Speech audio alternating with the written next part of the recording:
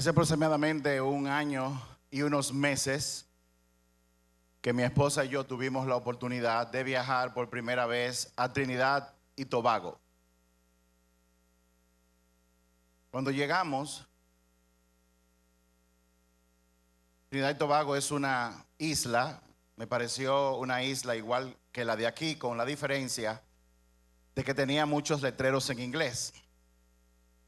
Cuando salimos al área donde recogen a los pasajeros, me di cuenta que al abordar al vehículo donde nos fueron a buscar había algo raro. Y lo raro que tenía el vehículo era que el asiento del chofer y el guía estaban en el lado opuesto. El chofer y el guía se sentaban del lado derecho. Me pidieron que me sentara adelante y yo me senté en el asiento que yo considero que es el lado del chofer. Pero eso no fue lo único diferente. Cuando salimos a la calle y entramos en una carretera de doble vía, yo veo que el chofer, en vez de coger el carril derecho, él tomó el carril izquierdo y yo apreté los puños porque este hombre estaba conduciendo en el lado opuesto. Yo temía que hubiera un accidente. Y luego, para mi tranquilidad mental parcial, me di cuenta que es que en esa nación los carros conducen del lado izquierdo, o sea, del lado opuesto a lo que yo estaba acostumbrado. Yo quiero leer un pasaje de la Biblia muy, pero muy conocido, y es un pasaje que en el día de hoy, según el Señor me comentó, va a sembrar algo en el corazón y en la mente de todos ustedes. Y voy a leer de Mateo capítulo 5. Mateo capítulo 5. Y voy a leer los versos del 13 al 16. Este es un pasaje que usted ha escuchado muchas veces. Pero en el día de hoy el Señor quiere traer algo nuevo de revelación para sus vidas. Y si quiero decirlo mejor, de revelación para tu vida personal. Mateo 5, versos del 13 al 16, dice lo siguiente: ustedes son la sal de la tierra. Pero ¿para qué sirve la sal si ha perdido su sabor? ¿Pueden lograr que vuelva a ser salada? La descartarán y la pisotearán como algo que no tiene ningún valor. Ustedes son la luz del mundo, como una ciudad en lo alto de una colina que no puede esconderse. Nadie enciende una lámpara y luego la pone debajo de una canasta. En cambio, la coloca en un lugar alto donde ilumina a todos los que están en la casa. De la misma manera, dejen que sus buenas acciones brillen a la vista de todos, para que todos alaben a su Padre Celestial. Amén. En el día de hoy hemos titulado este mensaje Caminando en el lado opuesto. Hoy vamos a hablar de caminando en el lado opuesto. La humanidad, cuando este mensaje fue dado, el contexto de la humanidad, lo que estaba ocurriendo, cuando Jesús habló estas palabras por primera vez, eran muy particulares. Dios había hecho silencio por cerca de 400 años en el mundo. No mandó a ningún profeta, no mandó a ningún predicador. Solamente imagínese 400 años de silencio luego que Dios había hablado por tanto tiempo. El profeta Malaquías fue el último profeta que habló de parte de Dios. Y el mensaje que él dio, cerrando así una época dentro de la historia espiritual de la humanidad, tenía que ver con una reprensión que él estaba haciendo al pueblo, a los hijos de Dios, o sea, a los que han puesto su fe en Dios. Y el mensaje llamaba la atención de los hombres, llamaba la atención en diferentes ámbitos. Uno de ellos era el ámbito del matrimonio, porque el hombre, me refiero al masculino, había tomado la tarea de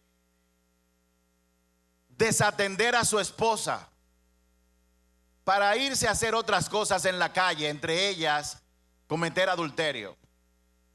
Y Dios le dijo a los hombres de esa época: no estaba yo allí presente cuando tú hiciste tus votos matrimoniales, cuando tú dijiste, esta es mi amada, yo le pertenezco y ella me pertenece a mí.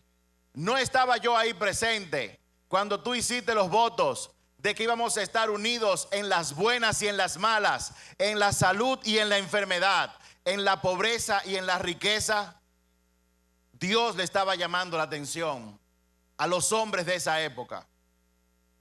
Otro llamado a la atención que Dios hizo a los hombres de esa época fue hacer una acusación directa diciendo: los hombres me están robando. Y el mismo Dios dijo: y ustedes se preguntarán, ¿cómo te hemos robado? Dice el Señor respondiendo en el capítulo 3 de Malaquías: ustedes me han robado al no traer sus ofrendas y sus diezmos al alfolí hacia el altar para que haya alimento en mi casa. Y ellos dicen: pero nosotros hemos ofrendado, hemos llevado nuestras ofrendas. Y Dios les dijo, y estoy parafraseando: ustedes se creen que yo soy un Dios para que ustedes traigan lo que a ustedes les sobra. En esa época se ofrendaba y se diezmaba de dinero, pero también de productos, de animales, de productos agrícolas. Y parece ser que en esa época lo que estaba ocurriendo era que el hombre estaba recibiendo bendición de Dios, porque todo lo que nosotros recibimos, todo lo que tenemos proviene de Él. Estaban recibiendo bendiciones de Dios, y cuando sobraba, los animales defectuosos, los maíces defectuosos, el dinero que sobraba era lo que ellos llevaban al alfolí. Cuando Dios había dicho: no, tráeme las primicias, tráeme lo mejor, y si tú lo haces, yo bendeciré tu granero. Y Dios le hizo un desafío al hombre. Le dijo: pruébame en esto y verás si yo no abro las ventanas de los cielos para que caigan bendiciones hasta que sobren y abunden. También te protegeré del devorador para que el fruto de tu trabajo no se pierda. ¿Quién conoce a alguien que trabaja mucho pero nunca tiene nada? ¿Quién conoce a alguien así? ¿Quién conoce a alguien que cobra su dinero y luego se le va como agua entre los dedos? ¿Quién conoce a alguien así? Esas fueron parte de las últimas palabras. Las últimas palabras que dijo el profeta Malaquías fue: yo haré volver la relación de los hijos a los padres y de los padres a los hijos. Y dicho esto, Dios cerró su voz y no habló más por 400 años. Cuando Dios vuelve a hablar, habla en la persona de un hombre llamado Juan, que bautizaron o que le pusieron el sobrenombre del Bautista. Porque según el profeta había dicho, Juan fue la persona elegida para preparar el camino para la llegada del Mesías, de Jesús. Y él hizo su trabajo. Y Jesús vino, fue bautizado, fue tentado en el desierto. Y en un momento especial para la humanidad, luego de todo ese silencio, dice la palabra que Jesús reunió a sus 12 discípulos y se puso en la ladera de una montaña. Y desde allí comenzó a hablarle a la multitud un mensaje, un discurso que registran los evangelios, pero el que mejor lo registra es el evangelio de Mateo en los capítulos 5, 6 y 7. Y en esos 3 capítulos Jesús comenzó a anunciar cómo es el reino de los cielos manifestado aquí en la tierra. Jesús comenzó a hablar de que la vida en el reino de los cielos es tan diferente que es como caminar y conducirse en el lado opuesto, en el carril opuesto de lo que la gente estaba acostumbrada a hacer. Jesús comienza a hablar y comienza a decir estas palabras. Ese es el contexto. Jesús está hablando en esta prédica, en este mensaje tan impactante, que nosotros, todo el que conoce a Dios, cuando es verdaderamente transformado, asume una actitud del reino de los cielos.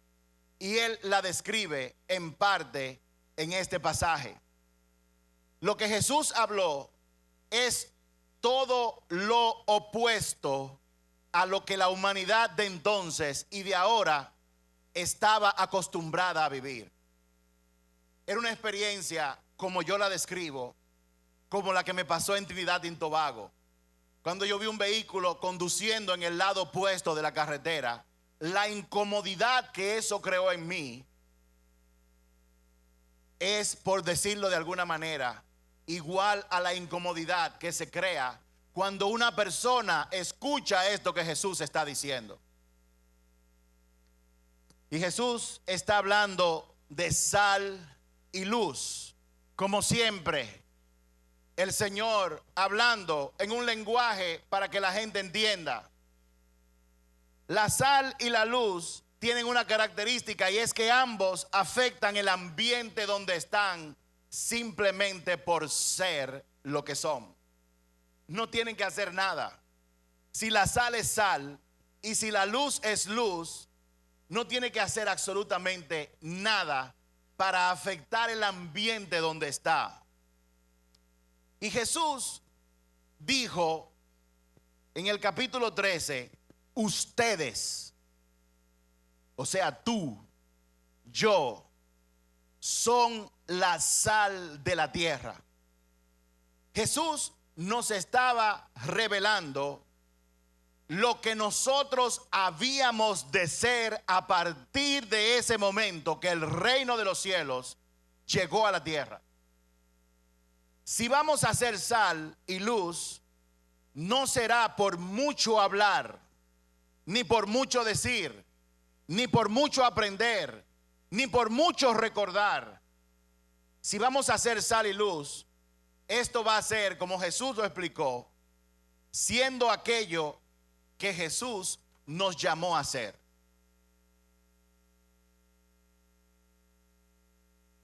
Ser sal y ser luz tiene que ver con ser totalmente diferente, no parcialmente diferente.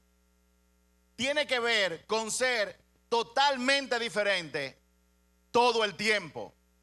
No solamente cuando yo estoy dentro de las 4, 5, 6 paredes que nosotros llamamos iglesia. Tiene que ser con ser totalmente diferente en medio del entorno en el que cada uno de nosotros nos desenvolvemos. Unos trabajando en una empresa como contable, otros como dueños de negocios, otros trabajando para el gobierno, otros trabajando de manera privada, unos en el Congreso, otros en algún ministerio, uno como maestro, uno como estudiante, uno como adulto ya que ha pasado de 65 años. No importa, el llamado es el mismo y tiene que ver con ser diferente, porque al ser diferente vamos a afectar el entorno en el cual Dios nos ha puesto. La sal tiene que ver con la primera parte de lo que Jesús habla en Mateo 5. La sal, Jesús la compara con todo lo que el mundo conoce como las bienaventuranzas. Y la segunda parte, o sea, la luz, tiene que ver con el nuevo estándar, el nuevo nivel de moralidad que Dios exige, y no solamente exige, sino que dice, ese es el estándar del reino, allá y aquí. Pero vamos por parte. Vamos a hablar primero de sal. Pero una cosa que Mateo no revela tan claramente, la podemos encontrar en el Evangelio de Lucas. Anote la cita solamente, yo la voy a leer. En el Evangelio de Lucas, en el capítulo 14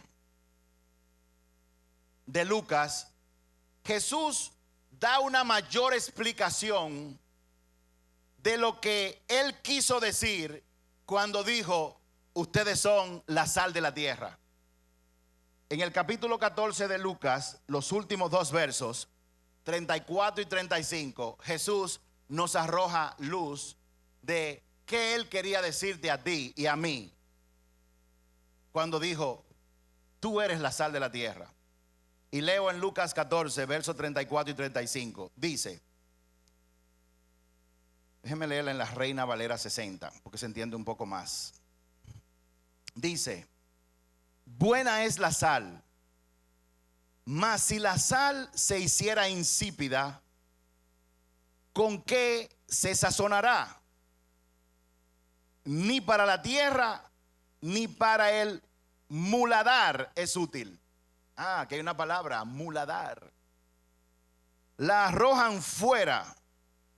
El que tenga oídos para oír, que oiga. Aquí Jesús está revelando dos cosas que se hacía con la sal, que él las resalta para que nosotros extrapolemos eso a nuestra vida y al entorno donde nos desenvolvemos. Lo primero es que él dice que la sal no, si pierde su sabor, no sirve para la tierra. En la versión Nueva Traducción Viviente dice, la sal sin sabor no sirve ni para la tierra ni para el abono. Aquí hay dos cosas importantes para la cual la sal servía. La sal antes, en los tiempos de Jesús, era tomada de la orilla del Mar Rojo y se utilizaba para dos cosas. Primero, se utilizaba como fertilizante para poner en la tierra. Se ponía como fertilizante en la tierra. Y segundo, la sal era utilizada también como desinfectante.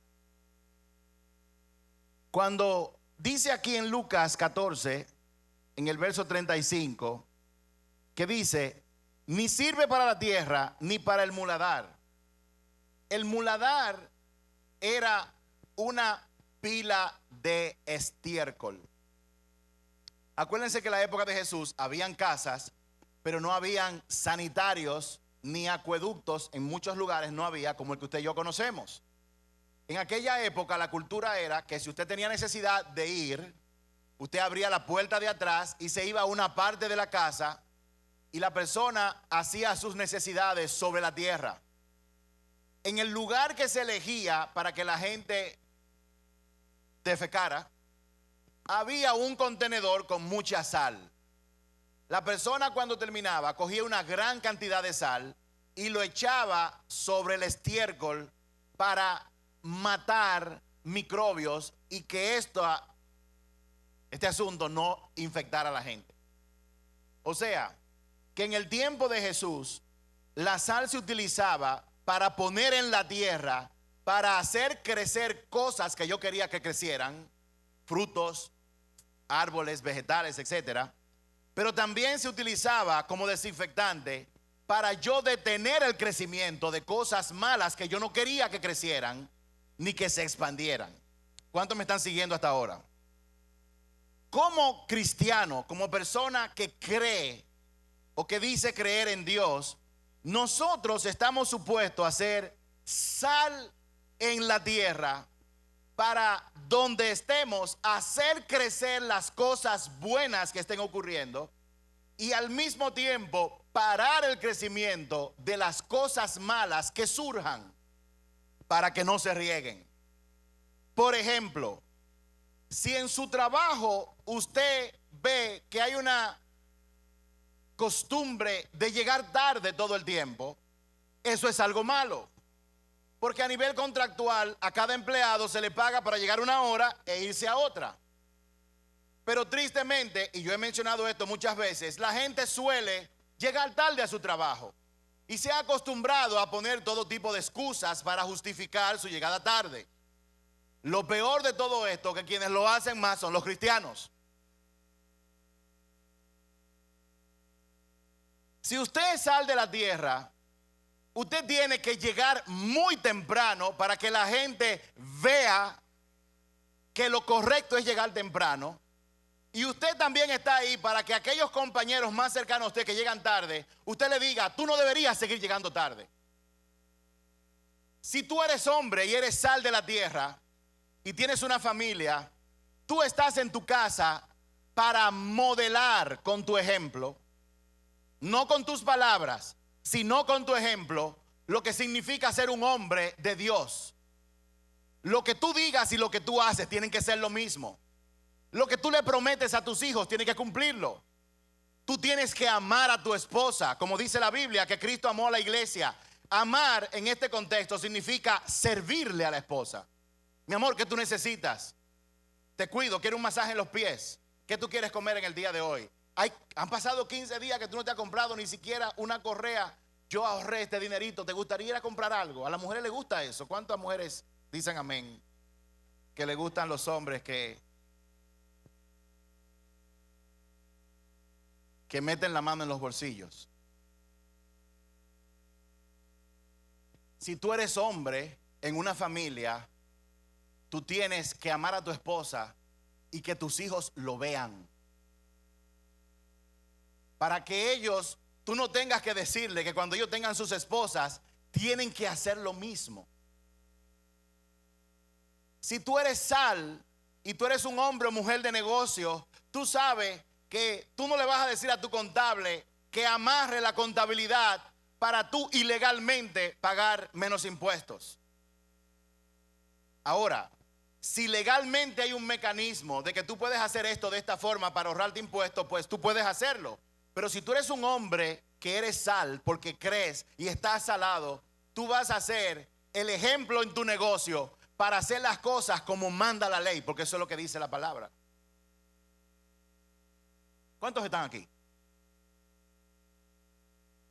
Pero de igual manera, si tú estás en tu trabajo o tú estás en la universidad y hay un grupo de personas que dicen, nos vamos de bonche, nos vamos de coro, para quién sabe qué sitio, y allí vamos a beber alcohol, yo voy con una amiga, me voy a apartar con ella, tú tienes que estar ahí, no haciéndote el loco o la loca.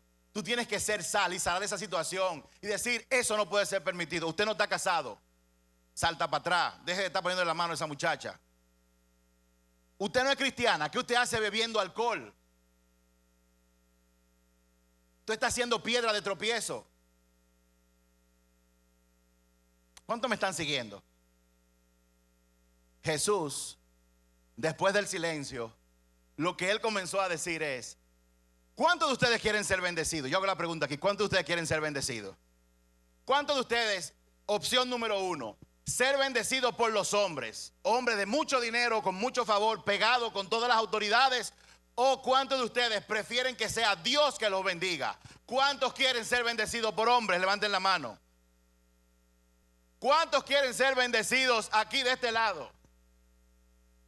¿Cuántos les gustaría ser bendecidos por Dios y tener el favor de Dios? La única forma de tener el favor de Dios es haciendo lo que Él diga. No hay otra forma. No hay tal cosa como voy a la iglesia, escucho una buena prédica, escucho un buen mensaje y cuando yo estoy allá afuera en la tierra, yo empiezo a hacer todo menos lo que Dios me dice. Incluso comienzo a hacer cosas malas. Eso no funciona.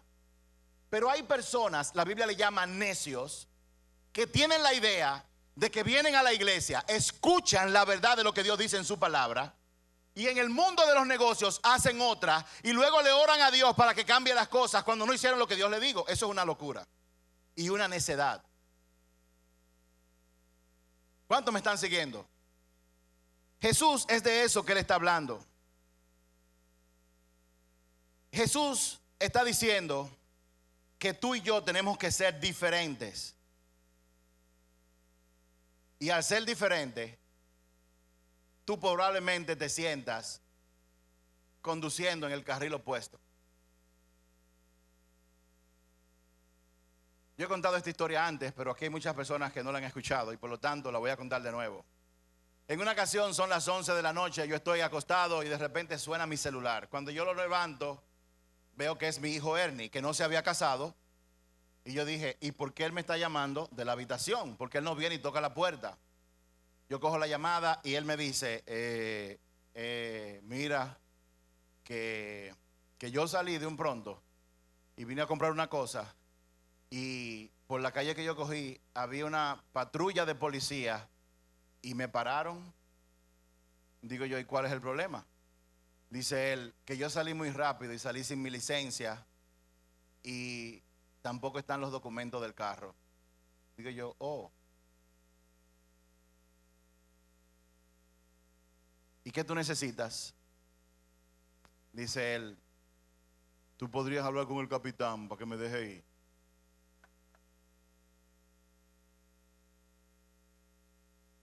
Y yo le dije, pónmelo en el teléfono. ¿Qué es lo típico que pasa? Dale un chance. Mire, yo le voy a llevar algo, no sé. Capitán coge el teléfono y dice, buenas noches, capitán fulano de tal. Digo, capitán, yo soy fulano de tal, yo soy el papá de ese muchacho que usted detuvo. Dice él, ¿en qué le puedo ayudar? Digo yo, no, yo quiero hacer un par de preguntas. ¿Qué fue lo que ocurrió? Bueno, nosotros lo detuvimos a él porque tiene una luz apagada y cuando le pedimos los documentos no tiene licencia y no tiene documentos. Ah. ¿Y qué dice la ley que tiene que ocurrir cuando algo así pasa? Dice él, tenemos que incautar el vehículo, meterlo preso, detenerlo por 24 horas y luego tiene que pagar una multa. Y yo, ok. Capitán, ¿usted puede hacerme un favor? Dígame, métalo preso y llévese el carro. Y él dijo, ¿cómo? ¿Qué fue lo que usted dijo? Yo, que lo meta preso, tránquelo y llévese el carro. Dice él, pero ¿cómo así? Digo yo, usted no me acaba de decir que él está sin documentos y está ahí. Sí, y la ley dice que hay que meterlo preso. Pues tránquelo y llévese el carro y mañana yo lo recojo. Para no cansar de la historia, el hombre me estaba rogando a mí para que yo le diera un chance a mi hijo y no lo metieran preso.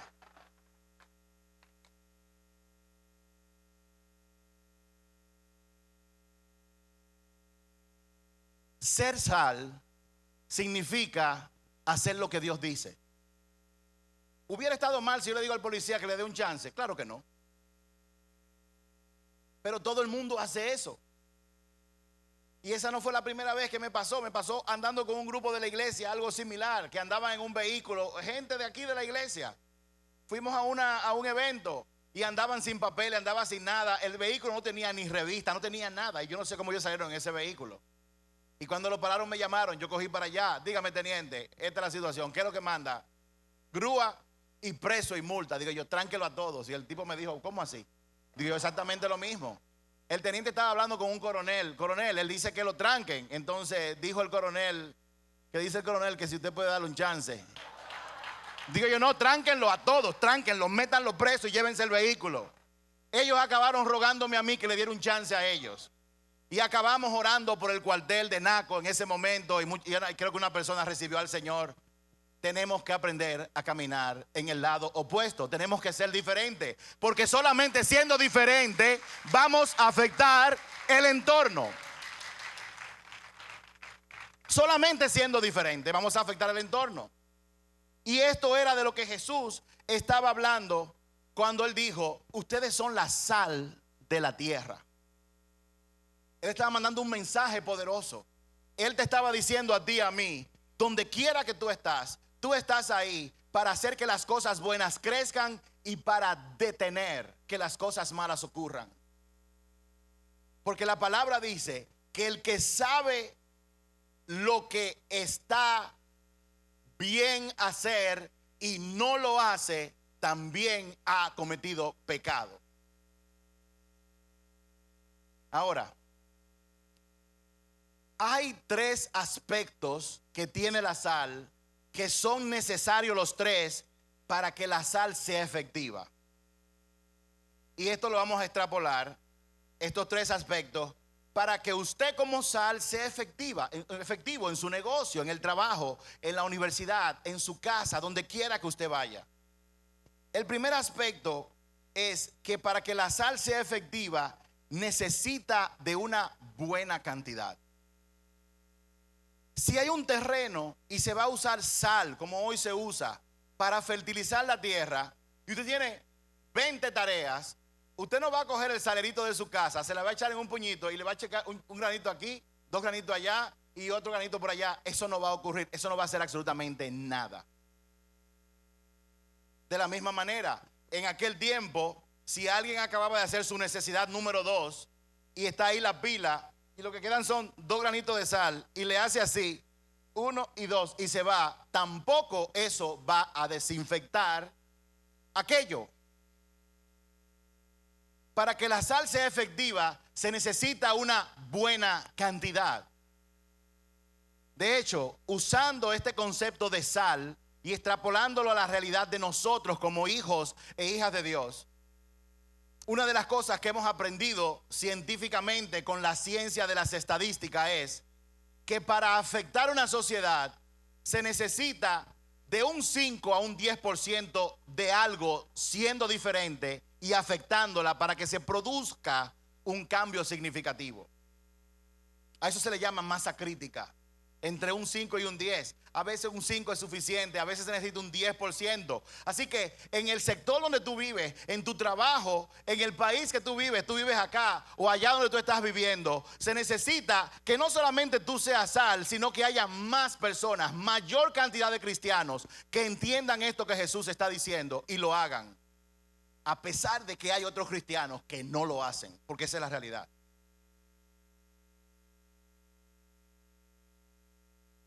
Y si esa es la razón, por eso fue que Jesús dijo, la cosecha está lista, pero hay pocos obreros.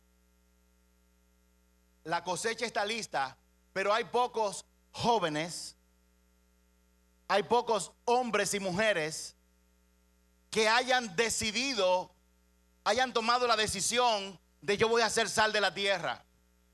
Hay pocos. ¿Y qué dijo Jesús? Oren al Señor de la mies para que mande obreros.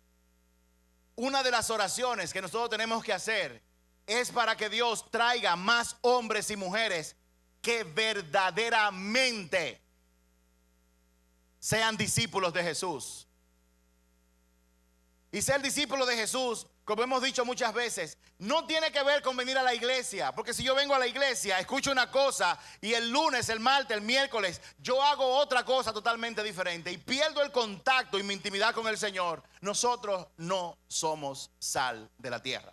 De esa forma no.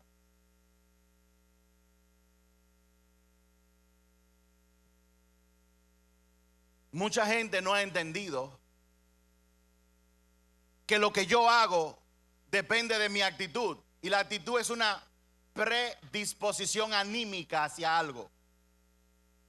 Mucha gente no sabe que lo que yo hago es afectado por mi actitud. Mi actitud es afectada por mis pensamientos. Mucha gente no sabe, no entiende que la misma ciencia ha demostrado que si tú quieres impactar en un lugar, tú no comienzas cambiando tu comportamiento, porque la raíz de tu comportamiento está en lo que tú piensas. Mi esposa estaba predicando en estos días que en Romanos 8, verso 5, dice, las personas que son carnales, que viven para satisfacer sus deseos solamente y darse placeres todo el tiempo, solamente piensan en cosas carnales. El whisky que me voy a beber, el romo que me voy a beber, la tequila que me voy a bajar, el cigarro que me voy a fumar, las mujeres que me voy a dar cuando yo vaya por ahí, el hombre con el que me voy a acostar cuando mi marido no esté. Los carnales solamente piensan en cosas carnales. Y la misma palabra de Dios dice que el que satisface los deseos de la carne solamente cosechará muerte. espiritual primero y luego muerte eterna. Pero las personas que son espirituales solamente piensan en cosas espirituales. Dicho eso, les voy a decir algo. Usted quiere cambiar algo en su casa, comportamiento, que las cosas sean diferentes. No es hablando, es haciendo. Pero el hacer tiene que ver con la actitud que yo tengo y mi actitud tiene que ver con lo que yo pienso. Por lo tanto, tú tienes que cambiar tu manera de pensar. Y lo hemos dicho antes muchas veces. ¿Cómo uno cambia la forma de pensar? Lo que tú piensas es afectado por lo que tú ves y por lo que tú escuchas. Yo, a la verdad, como decía mi abuela, no entiendo cómo es que hay personas que dicen querer una relación íntima con el Señor y cuando salen de aquí, sabiendo que lo que yo oigo afecta lo que yo pienso, afecta mi actitud y luego lo que yo hago, como cuando van en el vehículo que duran 30, 40, 50 minutos trasladándose a un lugar, no aprovechan ese tiempo para escuchar cosas que lo edifiquen.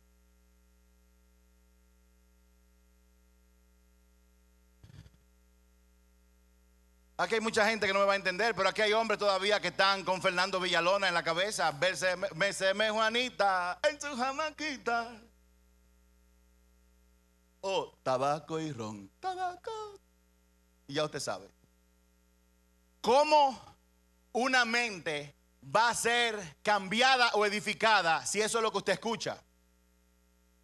Lo grande del caso es que después, al sembrar en la carne, cosechan situaciones, oran a Dios, pero no cambian su manera de pensar.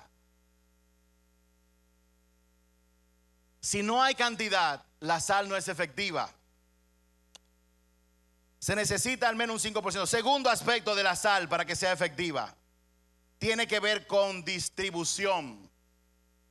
La sal no sirve para nada cuando está en la caja o en el salero. Para que la sal sea efectiva, tiene que estar en contacto con la tierra. Para que la sal sea efectiva, tiene que estar en contacto con aquello que quiere afectar. Mientras en muchas iglesias la sal esté encerrada en reuniones, no será sal de la tierra. Mientras en la iglesia la sal, que son los jóvenes, solamente se reúnan para orar, alabar y estudiar la palabra, y no se reúnen para ir a estar en contacto allá afuera con las personas que lo necesitan, no serán sal de la tierra. Yo tengo mis reservas con los colegios y escuelas cristianas y con las universidades cristianas. Y esas reservas las aprendí yo por accidente, no porque me lo propuse. A raíz de un testimonio que me dieron mis hijos más jóvenes, Jason y Marco. Antes de yo conocer a Dios, mi mente tenía un plan. Yo venía a República Dominicana, me casé con mi esposa y luego de un tiempo yo me iba de retirada para Estados Unidos a pasar el resto de mi vida en Estados Unidos. Y como ese era el plan, lo que no pude hacer con los hijos, con los primeros 5, tenía que hacerlo con los últimos 2. Los puse en un colegio americano donde solamente se habla inglés. No bilingüe, no, americano, solo inglés. Enseñanza en inglés. Y cuando ellos empezaron, yo no conocía a Dios. Cuando comencé a conocer a Dios, nosotros pensamos en mudarlos a ellos a un colegio cristiano para que le dieran valores. Oh, sorpresa.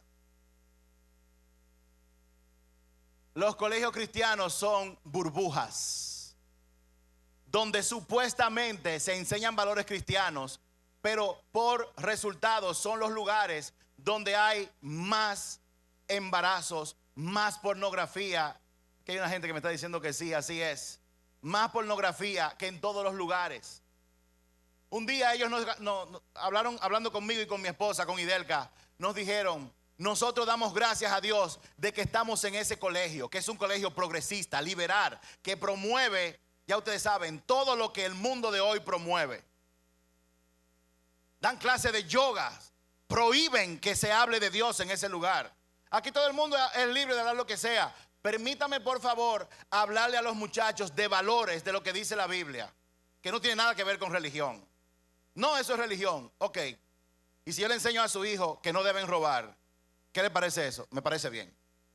Si yo le enseño a su hijo que si está casado con una mujer, tiene que mantenerse fiel a esa mujer, ¿qué le parece? Me parece bien. Todo eso Dios lo dice. Eso es lo que Dios dice, no es otra cosa. Pero ellos dieron gracias a Dios porque les permitió a ellos ver cómo es el mundo y estar en contacto con la tierra.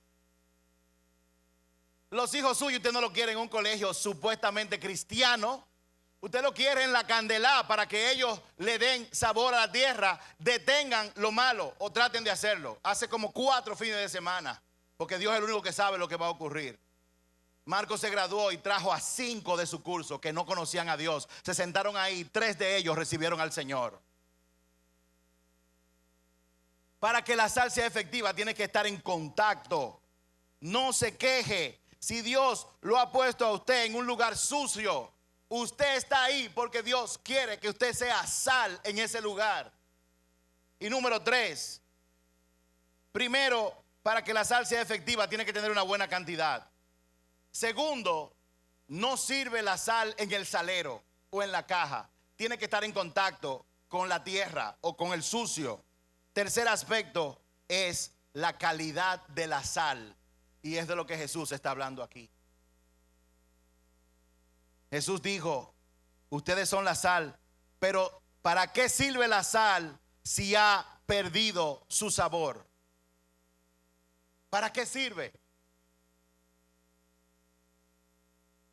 Permítame decirle algo basado en la ciencia. Físicamente es imposible que la sal pierda su sabor. Eso no ocurre, eso no es posible. Y usted dirá, ¿y cómo es que Jesús habla de la sal perdiendo su sabor? ¿Cómo puede sal que no es física o químicamente posible que pierda su sabor? ¿Cómo puede perderlo? Porque si Jesús lo habló, es porque se pierde.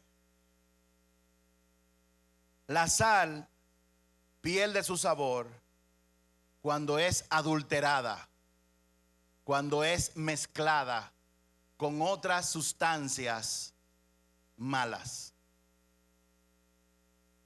Si usted coge un puño de sal y lo mezcla con un camión de arena, la sal que está dentro de esa arena habrá perdido su efectividad. Y tristemente, los hombres y mujeres que supuestamente conocen a Dios se han conformado y adaptado a las cosas de este mundo y por lo tanto pierden su sabor. En la época de Jesús, cuando la sal era mezclada con la arena de las orillas del Mar Rojo y no servía ni para parar la desinfección ni para abonar la tierra, ellos la tomaban y la tiraban por los caminos para que cuando lloviera la sal quitara el lodo y la gente entonces caminaba encima de ella y la pisoteaba. Eso mismo está ocurriendo hoy en día con la iglesia. La sociedad de allá afuera le ha perdido el respeto al creador del universo, le ha perdido el respeto a la palabra de Dios y le ha súper perdido el respeto a los que se llaman cristianos. ¿Saben por qué? Porque los cristianos dicen que son cristianos cuando vienen a la iglesia, pero antes de la pandemia se iban y se metían en un happy hour a beber alcohol y a emborracharse. Los cristianos llegan tarde a los sitios, no son sal ni son luz y por lo tanto el mundo como va hoy en día le ha perdido el respeto a todo aquel que dice creer que es hijo o hija de Dios. Y esa presión es tan grande que aquellos cuando se ven en medio de personas que no creen en Dios nunca abren su boca, nunca brillan donde nadie los vea. No vaya a ser que alguien se dé cuenta y comience a atacarme o a criticarme. Mejor me callo y me convierto en un cristiano de la secreta.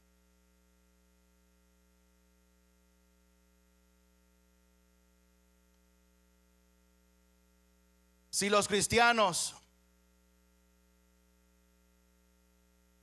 influenciaran al mundo, si son diferentes a este, si no se conforman a este, las cosas serían muy diferentes. Pero si nos conformamos, adaptándonos a la bebida, ¿qué implica ser salado en la tierra? ¿Qué implica eso? Porque es muy bueno decir qué implica. Lo que implica es todo lo que Jesús habló en el mismo capítulo 5 de Mateo. Lo voy a pasar bien rápido esto. Jesús, en el capítulo 5, empezando en el verso 3 de Mateo, Él comenzó a explicar qué significa ser sal en la tierra. En inglés a esto se le llaman beatitudes, que es una palabra compuesta. Beatitude, o sea, una actitud a asumir. En español, en algunas Biblias dicen bienaventurados tal cosa. Pero lo que Dios quiere decir cuando ha dicho bienaventurados es Dios bendice a aquellos que son de esta forma. Y Jesús, luego de decir que nosotros somos sal de la tierra, en el verso 3, Él habló de que Dios bendice a los que son pobres en espíritu. Ser pobre de espíritu es considerarse despreciado. Ser pobre de espíritu es una falta de confianza que te lleva a pensar y decir: Dios, tú sabes que si tú no me ayudas, yo no voy a poder. Ser pobre de espíritu es darse cuenta, en pocas palabras, de la necesidad tan grande y total que tú tienes de Dios. Yo comentaba esta mañana con Dios cuando estaba orando cómo esto a mí me tocó personalmente. No sé si ustedes lo saben, algunos sí, algunos no, pero lo voy a decir como quiera. Yo tengo 25 años trabajando como consultor de negocios, primero en Estados Unidos y luego Latinoamérica y luego República Dominicana, especialmente en la parte de desarrollo e implementación de estrategia y creando equipos de alto rendimiento. Cuando yo estaba metido más de lleno, porque no estaba en la iglesia, en ese mundo, yo tuve la oportunidad de trabajar con empresas que luego de aplicar la estrategia que nosotros le ayudamos a desarrollar, multiplicaron sus ingresos hasta en un 200 y 300%. Y nosotros íbamos a una, íbamos a otra, y yo le comentaba a mi esposa, sin ser creyente: Dios ha puesto una gracia en mí, que donde yo voy, lo que mis manos tocan prospera. Y eso creó en mí mucho orgullo por muchos años, a un punto impresionante.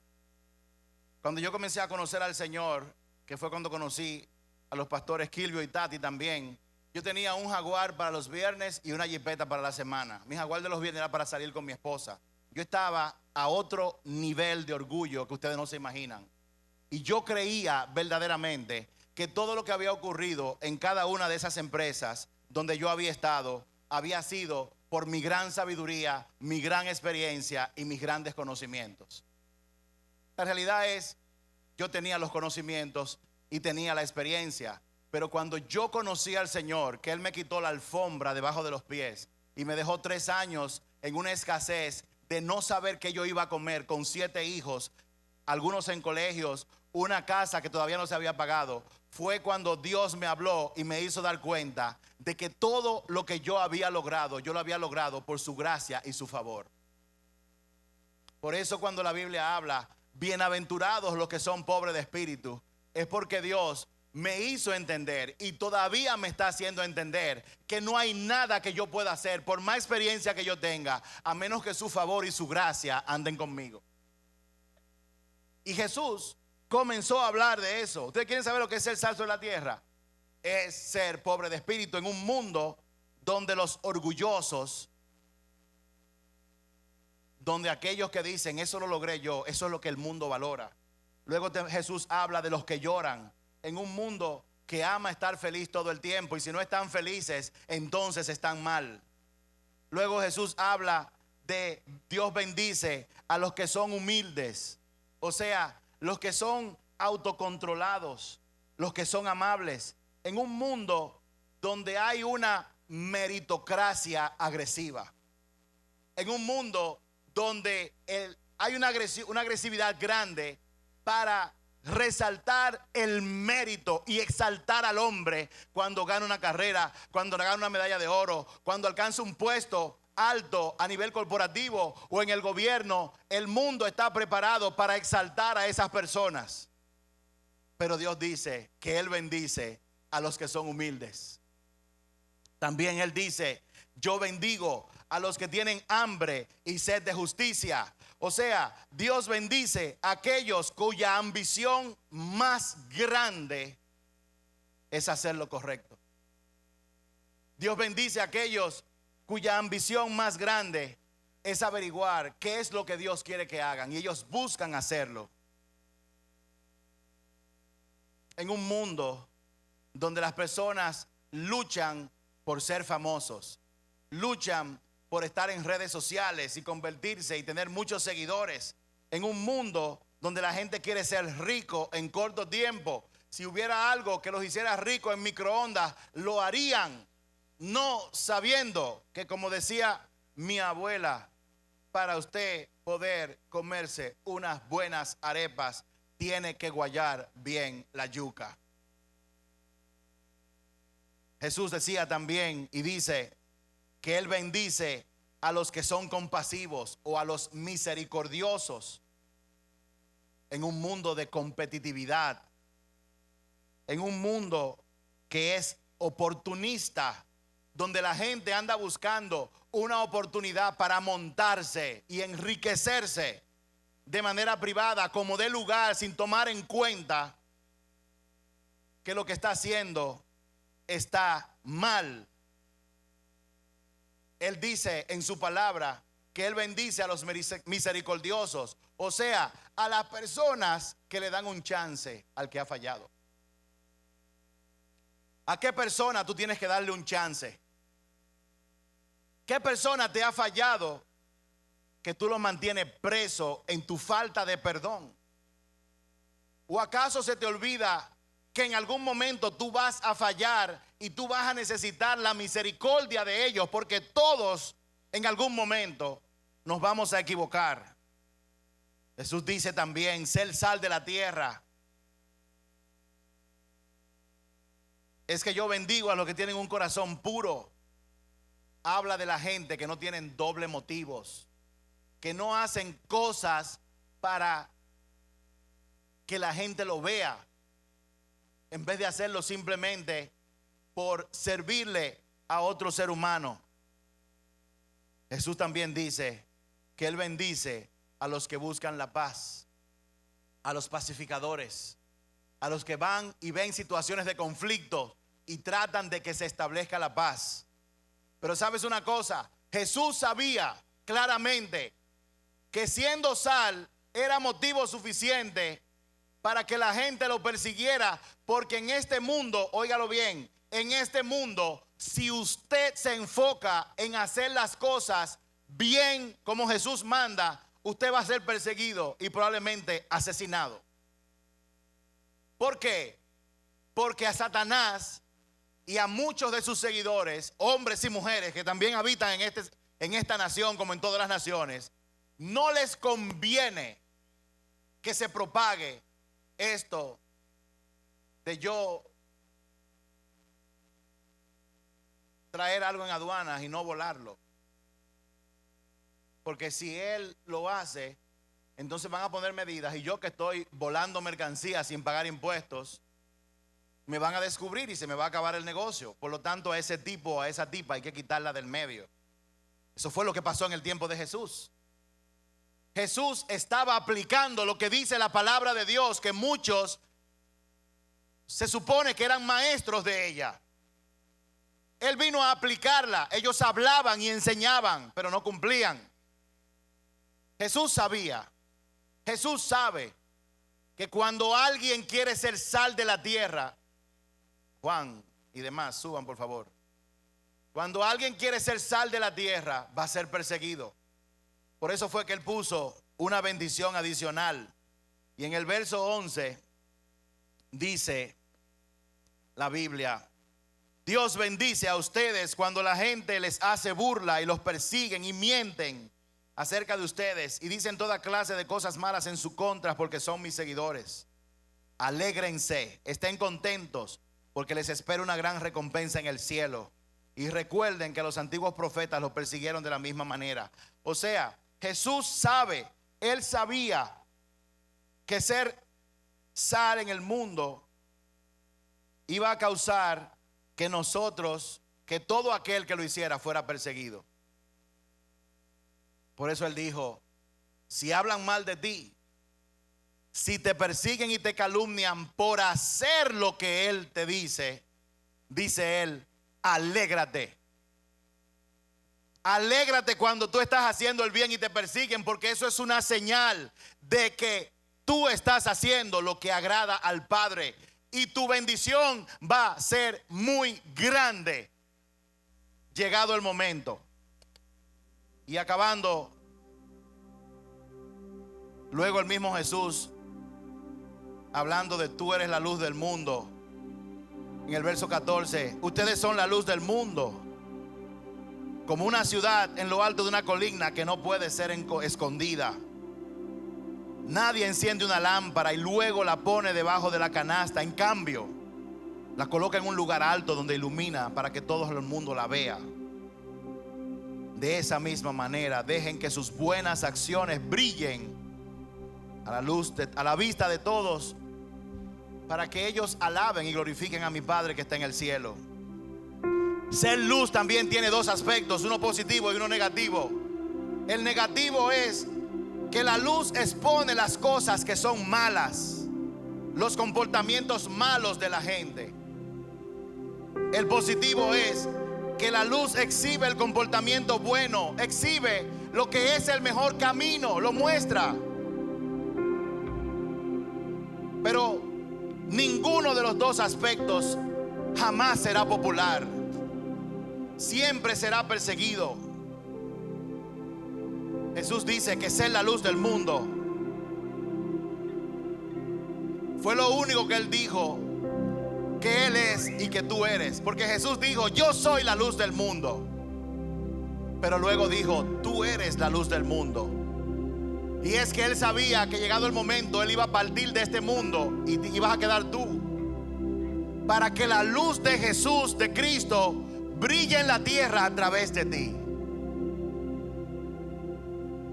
Y ser luz implica algo que a muchos no les gusta. Ser luz implica ponerte a la vista pública con tus acciones, pero con el motivo correcto. No para que vean lo bueno que tú eres, sino para que vean lo bueno que Dios es. Yo sé que ustedes lo saben, yo lo sé, pero yo no soy una persona buena. Usted tampoco es una persona buena. Nosotros hacemos cosas buenas porque Dios obra por medio de nosotros. Por lo tanto, cuando algo bueno ocurre, no es porque yo soy bueno, sino porque Dios es bueno y Él decidió obrar a través de mí. Son dos cosas totalmente diferentes. Así que no es lo mismo hacer las cosas en público para llamar la atención hacia mí, que hacer las cosas en público con una creencia y una actitud que haga que la gente, cuando te vea a ti haciendo algo bueno, no te vean a ti, sino que vean a Jesús haciéndolo. Ahora, ¿qué es lo que la gente necesita ver? ¿Qué es lo que la gente necesita ver?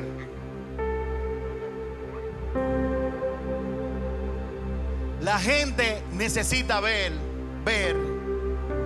un nivel más alto de moralidad.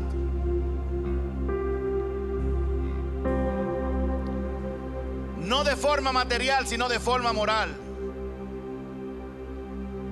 La gente necesita ver que tu estándar de moralidad es alto. Jesús explicó esto en detalle, principio a principio. No lo voy a leer. A partir del verso 19, cuando él decía: ustedes escucharon decir que si un hombre se acuesta con una mujer cometió adulterio, mas yo les digo, si un hombre ve a una mujer y la codicia en su corazón, ya cometió adulterio. Jesús cogió el estándar de la ley y lo elevó a otro nivel, demostrándole a la humanidad que no se trata de lo que hacemos exteriormente, sino que la justicia y la verdad funcionan en el corazón del hombre. Jesús dijo,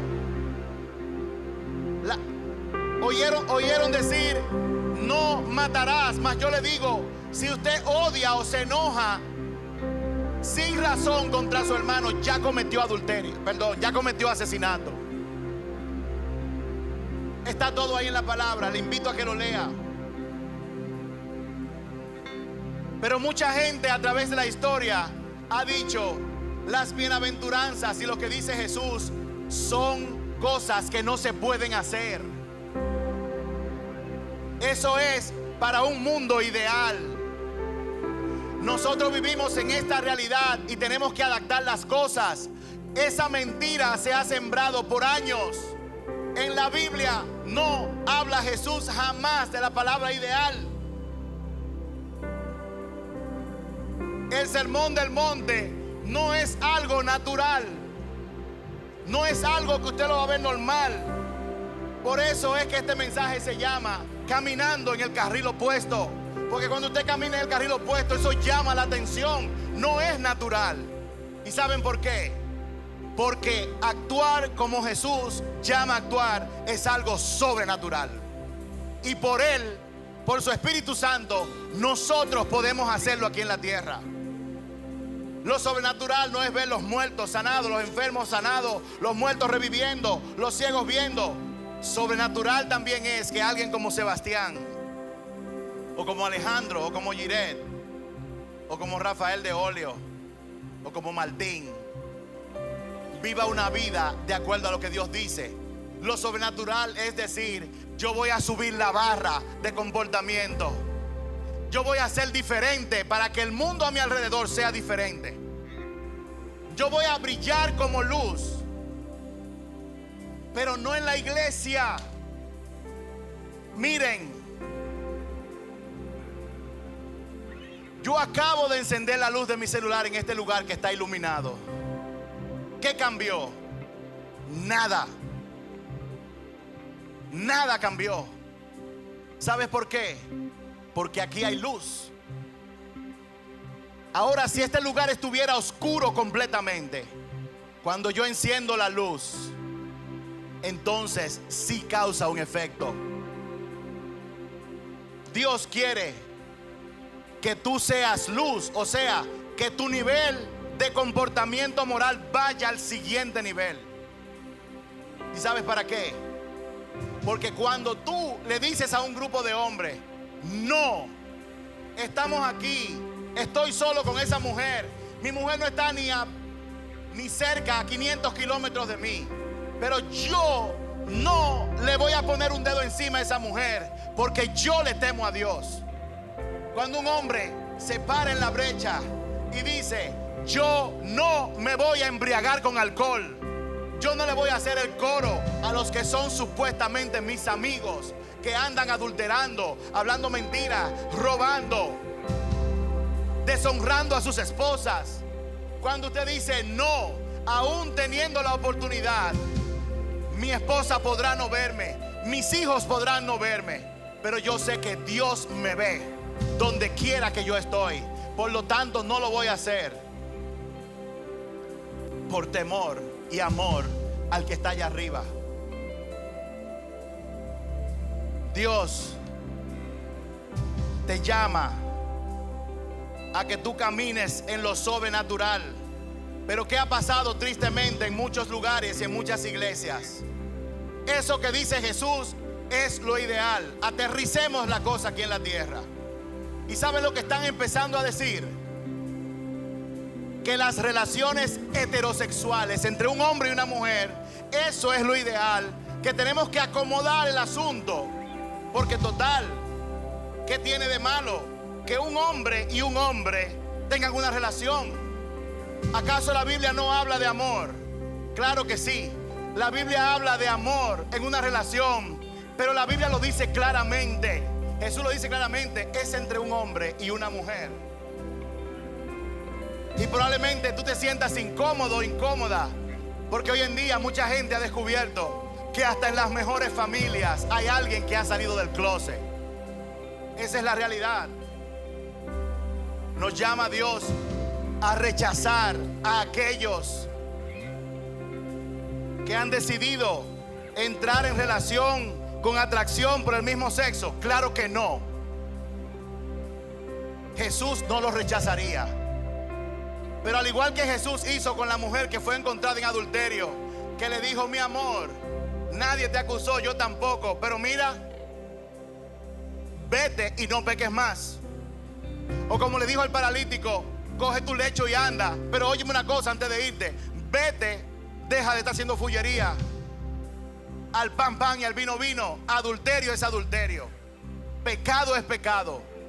Pero Jesús nos llama a amar a las personas. Usted y yo somos jueces, pero tenemos que ser predicadores de la verdad en todo momento, en amor, pero basado en la verdad, no quitándole una coma, no suavizando el mensaje, no diluyendo la sal con arena para acomodarse a la otra gente. La palabra de Dios no se acomoda. Jesús no vino a acomodar a nadie. Él dijo: si ustedes no hacen y se comportan mejor que los fariseos, no van a heredar el reino de los cielos. Hagan lo que ellos les dicen, mas no imiten sus acciones. Yo no sé quién de los que están aquí quiere escuchar este reto. El reto es simple. Fue comunicado hace más de 2000 años. Jesús lo dijo sabiendo que aunque lo habló delante de 12 discípulos y delante de una multitud, Él sabía de este día. Él sabía que cuando Él hablara y dijera y dijo: ustedes son la sal de la tierra, Él sabía que te lo iba a estar diciendo a ti hoy aquí. Cuando Él dijo: tú eres la luz del mundo, Él sabía que tú ibas a estar escuchando este mensaje.